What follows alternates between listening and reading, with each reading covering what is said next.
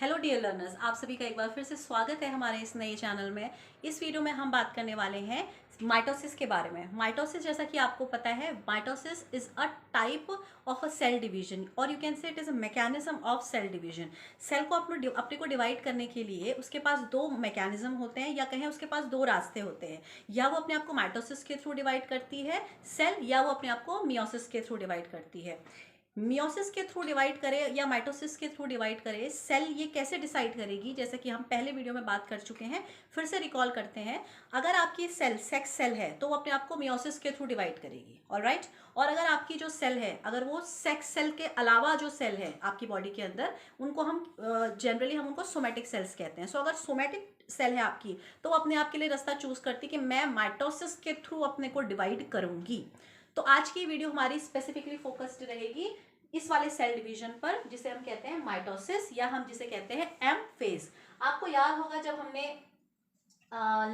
Last video में हमने cell cycle पढ़ी थी, तो मैंने इस तरीके से आपको दिखाया था। ये सेल साइकिल है जिसके कुछ पार्ट्स होते हैं या फेजेस होती है। ये G1 फेज होती है, ठीक है। उसके बाद आपका ये G2 फेज होती है, यहाँ पर एस सिंथेसिस फेज होती है, और ये होती है इसकी एम फेज, या ये कहें कि यही हमारी क्या है, एक्चुअल में माइटोसिस है। यहाँ पर एम स्टैंड्स फॉर माइटोसिस। तो माइटोसिस क्या है या एम फेज क्या है, ये आपकी सेल की डिवीजन की फेज है। यहाँ पर आपका सेल डिवाइड होती है, और यहाँ से लेकर यहाँ तक का जो ये टाइम है, इसे आप कहते हैं इंटरफेज। ये हम कल पढ़ चुके हैं जब हमने सेल साइकिल को स्टडी किया था, ठीक है। तो यहाँ पर एक्चुअल डिवीजन होता है। तो एम फेज क्या है, देखिए, एम फेज भी आपका फर्दर डिवाइडेड रहती है। आपका फिर से आपका इसको आप दो फेज में डिवाइड करेंगे, ये भी मैं आपको बताती हूँ कि कैसे आपका ये आपका आगे कंटिन्यू करती है। अगर आप एम फेज को देखें तो एम फेज आपका फर्दर से आप इसको दो पार्ट में डिवाइड कर सकते हैं। पहला है आपका कैरियोकाइनेसिस और दूसरा है आपका साइटोकाइनेसिस, ठीक है। कैरियोकाइनेसिस का मतलब क्या है, कैरियो का मतलब होता है न्यूक्लियस और काइनेसिस का मतलब होता है ब्रेकअप। यानी कि कैरियोकाइनेसिस एक ऐसी प्रोसेस है जिसमें आपका जब सेल जाएगी तो उसका न्यूक्लियस जो है वो ब्रेक होने लगेगा, उसका न्यूक्लियस जो है वो डिसअपेयर होने लगेगा, उसे आप कहते हैं कैरियोकाइनेसिस।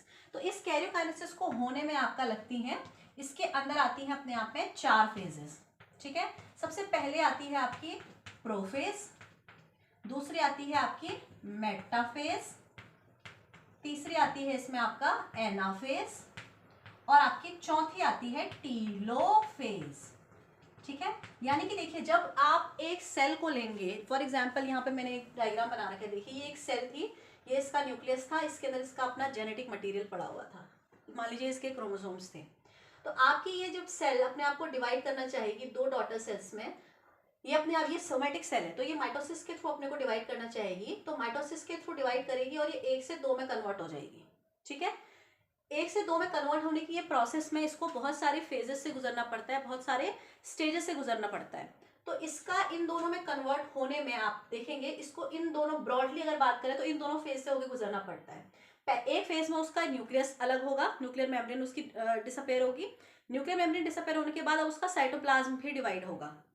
तो साइटोप्लाज्म डिवाइड होगा आपका साइटोकाइनेसिस की फेज में, और न्यूक्लियर मेम्ब्रेन आपका ब्रेक होगी कैरियोकाइनेसिस की फेज में।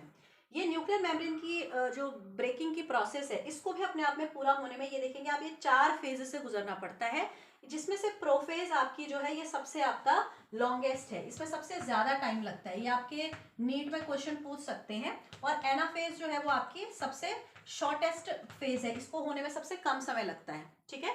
प्रोफेज आपका बहुत ही लंबी प्रोसेस होती है, इसमें बहुत ज्यादा टाइम लग जाता है, ठीक। अब बात करते हैं साइटोकाइनेसिस की। तो मैं बता चुकी हूँ साइटोकाइनेसिस का मतलब क्या है। यहाँ पर आपकी सेल का साइटोप्लाज्म का, काइनेसिस का मतलब फिर से वही हो गया, काइनेसिस का मतलब ब्रेकअप, तो यहाँ पर आपका साइटोप्लाज्म का ब्रेकअप होगा, ठीक है। यहाँ पर आप देखेंगे माइटोसिस को इक्वेशनल सेल डिवीजन भी कहा जाता है। Mitosis is a equational cell division, means to say mitosis में जाके आपका जब सेल अपने आप को डिवाइड करेगी, एक से दो में कन्वर्ट करेगी, तो कुछ चीज इक्वल रह जाती होगी, इसीलिए इसे इक्वेशनल कहा है। तो इसमें क्या चीज इक्वल रह जाती है, इसमें आपका नंबर ऑफ क्रोमोसोम्स आप देखेंगे इक्वल रहते हैं। जो डॉटर सेल्स न्यूली सिंथेसाइज होती हैं, उनके अंदर जो नंबर ऑफ क्रोमोसोम्स होता है वो आपका इक्वल होता है। पेरेंट सेल में और आपका डॉटर सेल्स में नंबर ऑफ क्रोमोसोम्स में कोई गड़बड़ी नहीं होती है, कोई डिक्रीज और कोई इंक्रीज नहीं होता है। जितने पेरेंट सेल में नंबर ऑफ क्रोमोसोम्स थे उतने ही आपका डॉटर सेल्स में भी नंबर ऑफ क्रोमोसोम्स रहते हैं। इसीलिए माइटोसिस को हम इक्वेजनल डिवीजन भी कहते हैं। यहाँ तक हमें बात समझ में आ गई। तो अब हम स्टार्ट करते हैं कि इस एम फेज के अंदर होने वाली ये जो कैरियोकाइनेसिस की प्रोसेस है ये कैसे होती है। ठीक है, आज हम हमारी प्रोफेज, मेटाफेज, एनाफेज और टीलोफेज इनको समझने की कोशिश करते हैं, जानने की कोशिश करते हैं कि कैसे आपका एक सेल जिसके अंदर आपका ये सेल का बाहर का सेल मेम्ब्रेन है, ये इसकी न्यूक्लियर मेम्ब्रेन है, और इस न्यूक्लियर मेम्ब्रेन के अंदर आप देखेंगे इस तरीके से आपका लूजली आपका कंडेंस्ड आपका एक थ्रेड लाइक स्ट्रक्चर होता है जिसे आप कहते हैं क्रोमैटिन। ये पड़ा रहता है, और ये जो बाहर मैंने बनाई है ये है आपकी इसकी न्यूक्लियर मेम्ब्रेन। तो कैसे ये अपनी एक सेल अपने आप को इसके न्यूक्लियर मेम्ब्रेन को डिसअपेयर करती है, और उसके बाद आपका ये सेल दो सेल में कैसे आपका एक सेल आपका दो डॉटर सेल्स में कैसे कन्वर्ट होती है, इसको हम स्टडी करते हैं। तो चलिए सबसे पहले हम सीखते हैं प्रोफेज। प्रोफेज में क्या होता है इसको हम रब कर देते हैं। जैसे कि हमने देखा प्रोफेज क्या है, प्रोफेज आपकी एम फेज की कैरियोकाइनेसिस फेज का सबसे पहला स्टेज है। तो इसमें क्या होता है हम ये देखते हैं।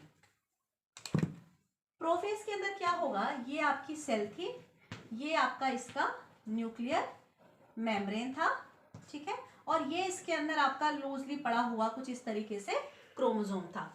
मैं एक दूसरा कलर चूज कर लेती हूँ ये शो करने के लिए।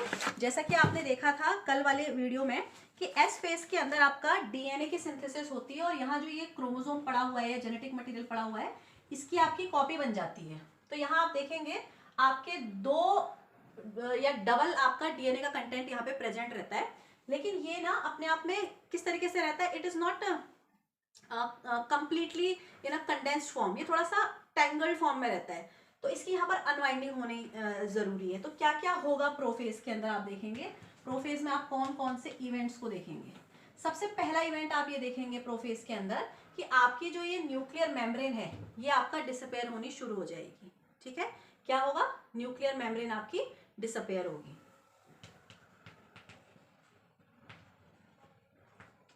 न्यूक्लियर मेम्ब्रेन का डिसइंटीग्रेशन होगा, या कहें न्यूक्लियर मेम्ब्रेन डिसइंटीग्रेट या गायब होने लगेगी। दूसरी चीज क्या होगी, दूसरी चीज ये होगी कि आपका इसके अंदर जब ये जो क्रोमोसोम है या जो कहें हम क्रोमेटिन है, ये अपने आप को क्या करने लग जाता है, अपने आप को कॉइल करने लग जाता है, अपने आप को कंडेंस करने लग जाता है। तो क्रोमेटिन की यहाँ पर कंडेंसिंग चालू हो जाएगी, क्रोमेटिन अपने आप को कंडेंस करने लगेगा। अब इसका मतलब क्या है, क्रोमेटिन का मतलब है ये जो आपका धागे जैसा स्ट्रक्चर आपको दिख रहा है जो कि लूजली बाउंड है आपके न्यूक्लियर मेम्ब्रेन के अंदर, ये अपने आप को ना घना करने लगता है। घना करने लगता है मतलब ये एक पतला धागा अपने आप को कुछ इस तरीके से बनाने लगेगा। एक धागे ने अपने आप को इस तरीके से बना लिया, ठीक है, और ये अपने आप को इस तरीके से बनाने लगेगी। इसके धागे जो है अपने आप को कंडेंस करने लगेंगे, ठीक है, और यहाँ पर एक बीच में एक स्ट्रक्चर आता है जो इन दोनों स्ट्रैंड्स को आपका जोड़ता है, जिसे आप कहते हैं सेंट्रोमियर, ठीक है, और ये दोनों जो बन जाते हैं इन्हें आप कहते हैं सिस्टर क्रोमेटिड्स। जो दो स्ट्रैंड आपके बने हैं इन्हें कहते हैं आप सिस्टर क्रोमेटिड्स, ठीक है। और अगर आप देखेंगे इसके ऊपर एक स्ट्रक्चर होता है प्रोटीन का बना हुआ जिसे कहते हैं आप काइंटोकोर। ये वो स्ट्रक्चर है जिस पर आपका जाके आगे स्पिंडल फाइबर अटैच होता है, ठीक है, ये वो स्ट्रक्चर है। ये भी कभी कभार पूछा जाता है पेपर में कि काइंटोकोर क्या है। काइंटोकोर आपके जो क्रोमोसोम है, ठीक है, उसके जो ये इंडिविजुअल स्ट्रैंड है जिन्हें आप सिस्टर क्रोमेटिड्स कहते हैं, उन सिस्टर क्रोमेटिड के आपके ऊपर एक प्रोटीन का बना हुआ स्ट्रक्चर होता है जिसे आप काइंटोकोर कहते हैं, और ये क्या करता है, ये जो स्पिंडल फाइबर्स होते हैं वो इसी पर आके अटैच होते हैं, ठीक है। तो आप देखिए क्या क्या इवेंट्स होंगे आपके प्रोफेज के दौरान। प्रोफेज के दौरान आपका क्रोमेटिन जो है वो कंडेंस होने लगेगा, वो अपने आप को घना बनाने लगेगा, और वो किस में कन्वर्ट हो जाएगा, chromatin will convert itself into, ये जो पूरा स्ट्रक्चर बना आपका condensed structure of chromatin is called chromosome, ये अपने आप को ऐसा बनाने लगेगा। तीसरी चीज क्या होगी, अब देखिए जो ये आपके क्रोमोसोम्स थे ये डबल थे ना, ये एक दूसरे से अनवाइंड होने लगेंगे। देखेंगे आप ये दो थे ना, तो इन्होंने अपनी अनवाइंडिंग करी और एक दो अलग स्ट्रैंड में ये कन्वर्ट हो गए। अब जरूरी होता है कि आपको पता है बाद में आपका यहाँ पर कहीं पर आप देखेंगे यहाँ पर आपका ऐसे करके एक स्ट्रक्चर होता है, जिसे आप सेंट्रियोल कहते हैं, ठीक है। तो यहाँ पर 2 सेंट्रियोल्स होते हैं। तो सेंट्रियोल्स क्या करेंगे, ये वाला सेंट्रियोल जो है वो ऑपोजिट डायरेक्शन में जाने लगेगा। ये 2 थे तो एक नीचे रहेगा और एक जो है वो ऊपर की तरफ मूव करना स्टार्ट कर देगा। तो सेंट्रियोल्स जो है वो आपका ऑपोजिट डायरेक्शन में मूव करना, उनका मूवमेंट चालू हो जाएगा इन ऑपोजिट डायरेक्शन या इन ऑपोजिट पोल। एक नॉर्थ पोल में रहेगा और एक साउथ पोल में चला जाएगा, दोनों ऑपोजिट पोल्स की तरफ चले जाएंगे। इनका क्या काम होता है सेंट्रियोल्स का? सेंट्रियोल का काम होता है अपने में से स्पिंडल फाइबर्स बनाना और फिर इन क्रोमोसोम्स के एक एक स्ट्रैंड्स को ऑपोजिट पोल्स की तरफ स्ट्रेच करना या खींचना, ठीक है। तो चलिए पहली स्टेप क्या हुआ प्रोफेज के अंदर? प्रोफेज के अंदर सबसे पहले न्यूक्लियर मेम्ब्रेन जो है वो डिसइंटीग्रेट होने लगी। फिर जो क्रोमेटिन थे आपके वो अपने आप को क्रोमोसोम में कन्वर्ट करने लगे, अपने आप को खूब कंडेंस करने लगे। उसके बाद क्या होने लगा? क्रोमेटिन से क्रोमोसोम बना, ठीक है। तो प्रोफेज में आपको क्या देखने को मिलेगा? अगर आप सेल को देखेंगे, सेल को आप उसकी डिवीजन फेज में देखेंगे तो आपको उसके क्रोमोसोम पहले नहीं दिखाई देंगे प्रोफेज से पहले, क्योंकि उस समय क्या होता है, क्रोमोसोम जो होता है वो क्रोमेटिन के रूप में होता है, मतलब पतला सा धागा होता है जो बहुत ही लूजली आपका सेल के अंदर, न्यूक्लियस के अंदर पड़ा रहता है। लेकिन जैसे ही वो अपने आप को थोड़ा घना करता है तो आपको दिखना शुरू हो जाता है। तो आपको प्रोफेज में जो क्रोमोसोम्स हैं वो विजिबल होने लगेंगे। अब यहाँ पर एक क्वेश्चन पूछा जाता है नीट में, आपको अगर कंप्लीट स्ट्रक्चर देखना है क्रोमोसोम का तो आप डिवीजन की कौन सी फेज में देखेंगे? आपको अगर कंप्लीट स्ट्रक्चर देखना है तो वो दिखेगा आपको मेटाफेज में, क्योंकि वहां जाके क्रोमोसोम जो होते हैं वो जैसे यहाँ आपको इतने दिख रहे हैं, वहां आपको ये ऐसे दिखाई देंगे, कुछ इस तरीके से। इतना बढ़िया तरीके से आपके दोनों सिस्टर क्रोमेटिड्स कंडेंस्ड हो जाते हैं। तो विजिबिलिटी आपकी सबसे मैक्सिमम रहती है मेटाफेज के दौरान। मेटाफेज में आपको क्रोमोसोम सबसे खूबसूरत नजर आते हैं, ठीक है। पर अगर हमसे पूछा जाए कि कब से विजिबल होना शुरू हो जाते हैं, तो विजिबिलिटी क्रोमोसोम्स की प्रोफेज से ही शुरू हो जाती है। अब बात आती है, ये जो सेंट्रियोल्स थे, इनसे बनने वाले जो स्पिंडल फाइबर्स थे वो इनको ऑपोजिट डायरेक्शंस में ले जाएंगे, ठीक है। और यहाँ पर जो ये इस तरीके से बन गया था, अब इसको ऑपोजिट पोल्स की तरफ खींचना शुरू करेंगे, ठीक है। तो जब ये दोनों सिस्टर क्रोमेटिड्स आपका स्पिंडल फाइबर्स की मदद से ऑपोजिट पोल्स की तरफ जाएंगे, तो बीच में क्या होता है, सेल के अंदर आपका बहुत सारे मेम्ब्रेन बाउंड स्ट्रक्चर्स होते हैं, जैसे कि गोल्जी बॉडी होती है, एंडोप्लाज्मिक रेटिकुलम होता है। इन सबका डिसअपेयर होना भी जरूरी है, क्योंकि वो एक रेस्ट्रिक्शन क्रिएट करते हैं क्रोमेटिड्स के ऑपोजिट पोल्स में मूवमेंट के दौरान। सो इसी फेज में क्या होने लगेगा, आप देखेंगे, चौथा स्टेप हम लिखेंगे, इसी फेज में आपका जितने भी आपके मेम्ब्रेन बाउंड स्ट्रक्चर्स थे, जैसे कि एंडोप्लाज्मिक रेटिकुलम, गोल्जी बॉडी, वो सब आपका डिसअपेयर होने लगेंगे, उनका आपका डिसअपेयरेंस चालू हो जाएगा इस फेज में। तो यहां तक समझ में आ गया है। और लास्ट में आप क्या देखेंगे, फिफ्थ स्टेप में आप ये देखेंगे कि आपका जो जेनेटिक मटेरियल था, आपके जो क्रोमोसोम्स थे, वो आपको वहां पर विजिबल होने शुरू हो जाएंगे, ठीक है। और अब आपको स्ट्रक्चर कैसा दिखाई देगा सेल का? अब आपको कुछ ऐसा स्ट्रक्चर दिखाई देगा। जब प्रोफेज खत्म हो जाएगी ना, तो प्रोफेज खत्म होने के बाद आपको स्ट्रक्चर ऐसा दिखाई देगा, ये सेल दिखाई देगी, न्यूक्लियर मेम्ब्रेन तो डिसअपेयर हो चुकी है, आपको कुछ इस तरीके से दिखाई देगा।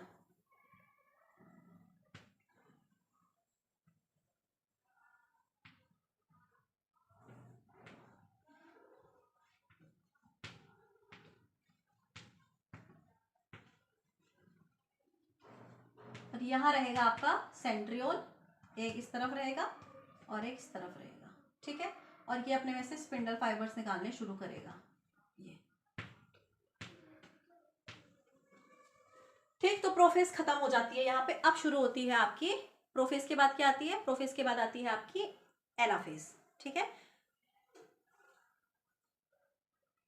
सॉरी, प्रोफेज के बाद आती है आपकी मेटाफेज। तो अब क्या होगा, मेटाफेज होगी। मेटाफेज में क्या होता है, ये जो आपके अलग अलग आपको ये क्रोमोसोम दिखाई दे रहे थे ना, अब ये अलाइन होना शुरू हो जाते हैं और सारे के सारे क्रोमोसोम जो हैं वो कहाँ आ जाते हैं, सेंटर पर। ये आपका सेंटर है आपकी सेल का, तो सारे के सारे क्रोमोसोम जो है वो ऐसे अलाइन हो जाएंगे कुछ,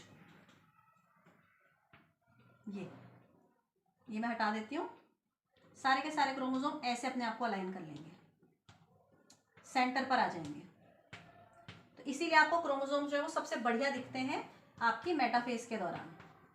अब इसी फेज में क्या होगा, आपके जो सेंट्रियोल्स थे, इनके यहाँ पर आपका एक माइक्रोट्यूब्यूल होता है जो अपने में से स्पिंडल फाइबर्स निकालता है, जैसे कि मैंने आपको बताया। तो ये स्पिंडल फाइबर्स धागे की तरह नीचे जाएंगे और इनके काइंटोकोर से जुड़ जाएंगे, ये इस तरीके से ये जुड़ेंगे आपके काइंटोकोर से, ठीक है। ये मेटाफेज है। फिर आती है एनाफेज। एनाफेज में क्या होगा, मैं ये वाला कंटेंट रब कर देती हूँ। एनाफेज में आपका अब आपके ये जो स्पिंडल फाइबर्स हैं इन्हें आप कहते हैं स्पिंडल फाइबर्स, ठीक है। तो ये अब क्या होगा, ये देखिए स्ट्रक्चर कुछ ऐसा होगा, ये आपका रहा सेंट्रियोल, ये रहा आपका सेंट्रियोल। अब आपका ये जो स्पिंडल फाइबर है ये आपके क्रोमोसोम के एक एक सिस्टर क्रोमेटिड्स को ऊपर ले जाना चालू करेगा। ये देखिए, ये जो बीच में थे आपके ना, बीच में थे ना आपका ये, तो इसका डिवीजन कुछ ऐसे होगा, जैसे ये एक स्ट्रैंड था आपके क्रोमोसोम का, ये दूसरा स्ट्रैंड था, दोनों एक दूसरे से जुड़े हुए थे, यहाँ से सेपरेशन होगा, ठीक है। ये ऊपर कायंटोकोर है, तो जो स्पिंडल फाइबर है वो यहाँ से जुड़ेगा और इसको ऊपर की ओर खींचना शुरू करेगा, और जब इसको खींचेगा तो वो ऐसे खींच के ले जाता है, जैसे आपने और देखा होगा, वो दिखाते हैं ना जो नटनी वाला प्रोग्राम होता है जिसमें कठपुतलियां होती है और उनको हम एक धागे से ऊपर की तरफ खींचते हैं, तो बस ऐसे ही ये उसको खींच के लेके जा रहा है, ठीक है। स्पिंडल फाइबर आपके क्रोमोसोम्स को ऑपोजिट डायरेक्शन में लेके जा रहा है। तो जो यहाँ पर था प्रेजेंट, उसका जो दूसरा वाला सिस्टर क्रोमेटिड था वो आपका इस शेप में, ये वाला स्पिंडल फाइबर उसको खींच रहा है, ठीक है, ये इसको खींच रहा है, ये इसको खींच रहा है। तो आपकी टीलोफेज आते आते क्या होगा, ये एनाफेज है जिसमें आपका सिस्टर क्रोमेटिड्स आपके एक दूसरे से, अब सेंटर से वो ऑपोजिट पोल्स की तरफ जाने लगे हैं, स्पिंडल फाइबर्स उनको अपनी पोल्स की तरफ खींच रहे हैं। अब लास्ट स्टेज होगी आपकी टीलोफेज।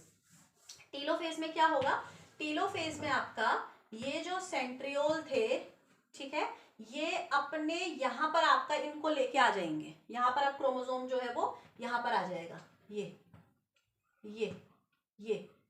और जैसे ही आपका क्रोमोसोम का एक एक सिस्टर क्रोमेटिड यहाँ पर आएगा, ये अपने आप को थिन करने लग जाता है, ये फिर से अपने आप को क्रोमेटिन में कन्वर्ट कर लेता है, फिर से अपने आप को इसने क्रोमेटिन में कन्वर्ट कर लिया। अब स्पिंडल फाइबर्स भी बनने बंद हो जाएंगे, ठीक है, और आपका इनके चारों ओर न्यूक्लियर मेम्ब्रेन भी आपका डेवलप होने लगेगी, न्यूक्लियर मेम्ब्रेन का डेवलपमेंट भी चालू हो जाएगा।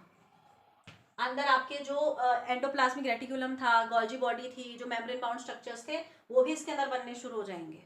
तो ये सब हो जाएगा आपका टीलोफेज के अंदर, ठीक है। तो यहाँ तक आपने देखा, यहाँ तक क्या हो चुका है। अब आप देखेंगे आपके इस सेल के अंदर, आप देखेंगे डीएनए मटेरियल जो है वो दो अलग अलग भागों में बट चुका है। एक डीएनए मटेरियल यहाँ जा चुका है, ये एक क्रोमेटिन बन चुका है, और एक क्रोमेटिन ये बन चुका है। ये न्यूक्लियर मेम्ब्रेन बाहर से आ चुकी है, इसको पूरा कवर कर लेगी, ये अंदर एंडोप्लाज्मिक रेटिकुलम भी बन जाएंगे। अब बस लास्ट फेज आती है जिसे आप कहते हैं साइटोकाइनेसिस। अब बारी है साइटोप्लाज्म के डिवीजन की।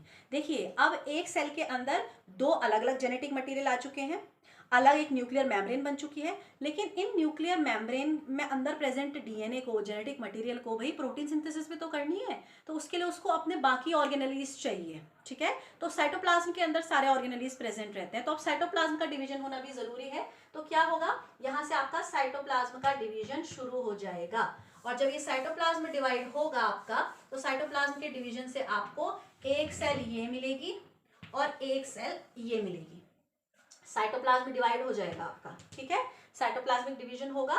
तो ये वाली सेल अपने साइटोप्लाज्म के साथ यहाँ रहेगी, ये सब आपका गायब हो जाएगा, जो आपके सेंट्रियोल्स थे वो डिसअपेयर हो जाएंगे। क्या रह जाएगी, आपकी एक न्यूक्लियर मेम्ब्रेन रह जाएगी लाइक दिस, और इसके अंदर रहेगा आपका फिर से वही chromatin, loosely held thread like structure inside the nucleus.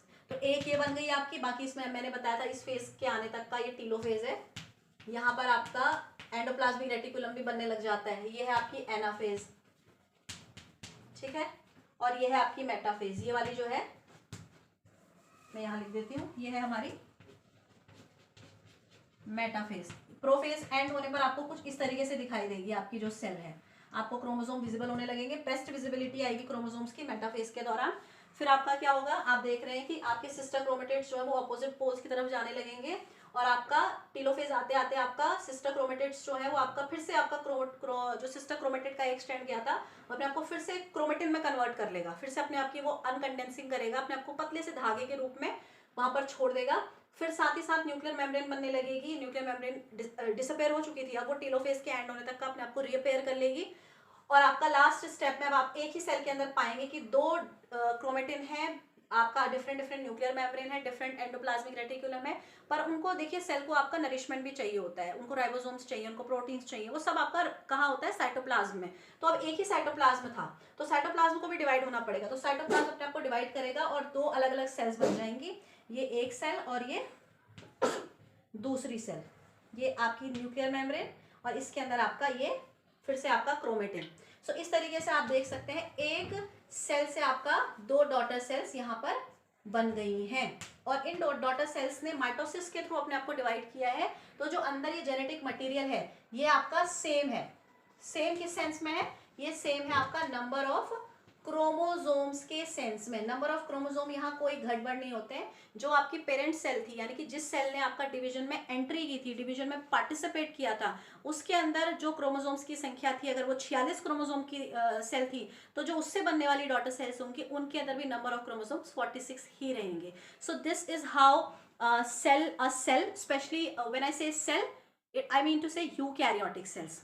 Eukaryotic cells आपका माइटोसिस के थ्रू अपने आप को डिवाइड करती है और माइटोसिस के थ्रू डिवाइड करने में उसको आपका 2 फेजेस से गुजरना पड़ता है।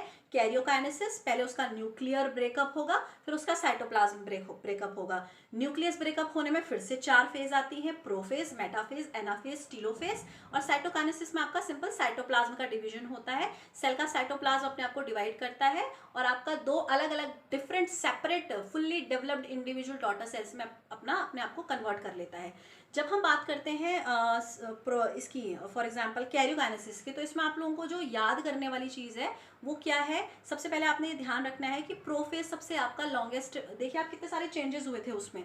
प्रोफेज के दौरान ही आपका क्रोमेटिन ने अपने आप को क्रोमोसोम में कन्वर्ट किया था, उसी दौरान आपका न्यूक्लियर मेम्ब्रेन डिसइंटीग्रेट हुई थी, उसी दौरान आपके एंडोप्लाज्मिक रेटिकुलम, गोल्जी बॉडी सब डिसअपेयर हुए थे, उसी टाइम आपका जो सेंट्रियोल है उसने आपका ऑपोजिट डायरेक्शन में मूवमेंट स्टार्ट किया था। ये सब आपका प्रोफेज के दौरान ही होता है। मेटाफेज में क्या होता है? मेटाफेज में आपका जो क्रोमोसोम्स अलग, क्योंकि सब कुछ हट चुका था, न्यूक्लियर मेम्ब्रेन गायब हो चुकी थी, एंडोप्लाज्मिक रेटिकुलम गायब हो कुछ नहीं था, आपके क्रोमेटिड्स फ्री थे ऑपोजिट पोल्स में जाने के लिए। ठीक है, तो आपके क्रोमेटिड्स को स्पिंडल फाइबर्स ऑपोजिट में खींचने लगे। तो सब जब वो मेटाफेज में आपके सारे के सारे जो क्रोमोसोम्स थे वो सेंटर पर आ जाते हैं, अलाइंड हो जाते हैं आपका कुछ इस तरीके से। ठीक है, हॉरिजॉन्टली अपने आप को अलाइन कर लेते हैं, वो फेज मेटाफेज की कहलाती है। एनाफेज में क्या होगा? अब आपके धीरे धीरे क्रोमोसोम जो है वो आपके उसका जो दोनों स्ट्रैंड्स थे उसमें से आपका एक एक सिस्टर क्रोमेटिड ऑपोजिट डायरेक्शन में जाने लगेगा और स्पिंडल फाइबर्स उसे खींचेंगे। तो खींचते खींचते आपका जो सिस्टर क्रोमेटिड्स है वो पहुंच जाएंगे आपके सेंट्रियोल्स के पास। तो वहां पर आपका क्या होगा?